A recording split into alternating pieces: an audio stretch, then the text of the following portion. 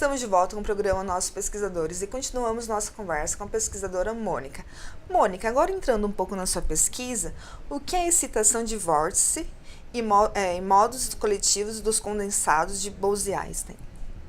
Bom, pode-se dizer que essas excitações, né, são modos excitados do nosso sistema, né? Que a gente pode pensar que o condensado está no modo de energia mais baixo, fundamental, e quando a gente perturba esse nosso condensado, ele exibe, né, esses modos coletivos ou vórtices, são modos excitados que vêm de uma perturbação externa. E a perturbação é geralmente dada pelo próprio campo que aprisiona os átomos, né? A gente faz umas oscilações, né, nesses campos, né, e dão energia para o sistema e ele vai para um modo excitado, né? E, por exemplo, em particular, os vórtices seria uma forma de a matéria quântica, né, macroscópica, que é esse condensado, exibir momento angular, né? Você pode pensar o que são os vórtices, né? Por isso surgiu essa pergunta. Se eu pegar um copo, né, e mexer com uma colher, vai formar um turbilhão. Isso a gente chama de vórtice, né? Então, num superfluido, esses vórtices apareceriam também, né? Seriam buraquinhos, né, que aparecem assim no superfluido, né, que advém dele ter momento angular, né? Como você põe uma colher girando aqui, dando momento angular para um fluido normal, no caso, né, por conta da viscosidade, faz com que surja um turbilhão, mas o sistema quântico é um pouco diferente, né, mas esses buraquinhos é que vão manifestar que o sistema tem momento angular. Tem uma forma bem característica, né, dele apresentar o momento angular. E o que seria mistura de superfluidos? Então, essas misturas são o que a gente está tentando fazer, inclusive num experimento nosso, nesse nosso laboratório, né? E a gente pretende fazer 2 condensados, né? Por exemplo, usando espécies atômicas diferentes, né? A gente vai usar átomos de sódio e átomos de potássio, né? Então, a gente faz 2 condensados separados e depois a gente coloca os 2 juntos na mesma célula de ciência, né? E a gente pretende observar, né, que propriedades que vão surgir, né, porque ambos interagem, né, então como esse sistema vai evoluir, né, esse é o nosso objetivo maior, né. Mônica, o que são condensados de Bose-Einstein? Então, esses condensados são, a gente tem um jargão, a gente fala que é uma matéria quântica macroscópica, né, e o que seria um condensado? Então, a gente pode pensar o seguinte, a gente tem um átomo, um vaporzinho de átomo, né, por exemplo, um rubídio, né, um átomo alcalino, que são os átomos da família 1A, né, que é mais fácil de a gente ter os lasers para resfriá-los, né? Então a gente pega esses átomos aí dessas famílias, né, do 1A, 2A, os alcalinos.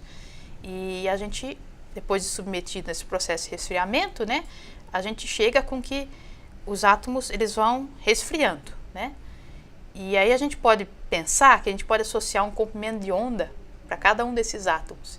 E à medida que a gente vai diminuindo a temperatura, a gente pode pensar que esse comprimento de onda do átomo vai aumentando, né? E aí você pode pensar que chega uma hora que o comprimento de átomo está da ordem da distância entre esses átomos. E eles começam a se sobrepor, esses comprimentos de onda desses átomos, né? E de tal forma que a gente não consegue mais distinguir quem é quem. Eles estão tão emaranhados ali que a gente não distingue mais que átomo é quem. Não tem mais como... Então essa amostra fria de átomos indistinguíveis é que a gente chama de condensado, né? E assim se produz um condensado. O condensado, como é que... São várias etapas, né, de resfriamento, né?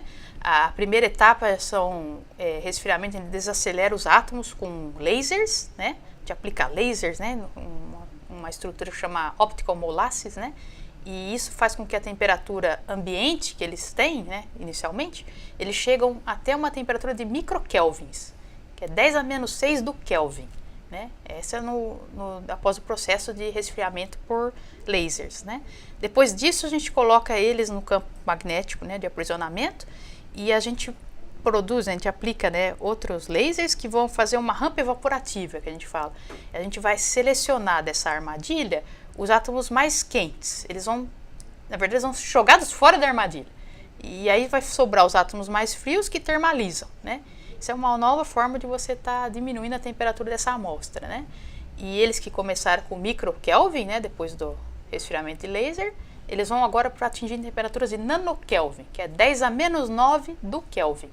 E aí que estaria temperaturas ideais típicas, né, para você ter a amostra mesmo condensando, né, e formar o que a gente espera, né, que é um condensado de Bose-Einstein, onde todas as partículas, né, elas apresentam a mesma função de onda que a gente diz, né, e estão a temperatura, um estado fundamental do sistema, um estado de mais baixa energia, todas elas ocupam um estado de mais baixa energia do seu sistema. Mônica, qual que é a aplicação desses condensados? Bom, as aplicações, a gente meio, por enquanto, é mais provar uma teoria que já foi feita por Einstein, né, em 1925, né, que ele previu essa possibilidade de você ter os condensados. Mas hoje em dia o que se aplica muito nas áreas de condensados, né, seriam condensados em redes ópticas, por exemplo, que eles tentam simular com os condensados sistemas análogos aos sistemas de matéria condensada. A matéria condensada é aquela que toda uma área da física que está estudando mais as propriedades de materiais, né, supercondutores, né, semicondutores, né, e ela se preocupa com elétrons, né, e a propriedade dos elétrons nesses metais, né. O elétron tem uma rede, né, de íons, né, que faz uma rede de aprisionamento para os elétrons. Então a gente pensa na mesma história em átomos frios aprisionados em redes ópticas. Então existe um paralelo entre um sistema e outro. É claro que não são idênticos, mas a gente tenta manipular os átomos frios de forma a simular esses sistemas de matéria condensada, né? E as propriedades que a gente obtém aqui talvez provem, né, algumas daquelas que podem ser observadas em sistemas mais complexos, né, de matéria condensada. Mônica, qual a diferença de átomos frios e ultrafrios? Então, eu acho que tem a ver com o range de temperaturas, né? Os átomos frios, você pode pensar que são microkelvins, né, de temperatura, enquanto que o ultrafrio seriam os regimes de condensação, né? Então, uma escala de 10 a 1000 vezes, né, mais frios, né? A diferença seria basicamente essa. Sim, eu acho que as manifestações das propriedades quânticas começam a ser mais significativas nesses regimes, né, ultrafrios, né? Quando você tem a mesma história, né, você começa a associar o comprimento de onda, né, para o átomo, né, e pensa na distância entre os átomos, né. Enquanto que esse comprimento é bem localizadinho no átomo, né, ele é bem menor do que a distância entre os átomos, né, então é como se fossem partículas pontuais, né. Agora, à medida que você começa a diminuir a temperatura, né, os comprimentos de ondas começam a sobrepor, aí aspectos quânticos começam a ser mais relevantes, né. Então, acho que é um modo legal de você separar um regime do outro. E o que seria impureza e propriedade de transporte em gases quânticos? Então, esse problema das impurezas, eu fiz alguns projetos disso. O importante delas é assim, elas não influenciam no banho, no sistema onde elas estão imersas, né? E muitas das vezes o banho é o nosso sistema de interesse, né? O banho, a gente fala que ele tem muito mais graus de liberdade que a própria impureza, né? Então, por que é importante a impureza? Por que eu preciso estudar as propriedades de transporte dela nesse banho? Porque essas propriedades de transporte vão mascarar as propriedades do banho. É uma assinatura da propriedade do banho, né? Então, de forma indireta, né, eu uso a impureza para me dar as propriedades que eu tenho interesse, né, do meu sistema de interesse, né? Então, ela é um termômetro para mim, né?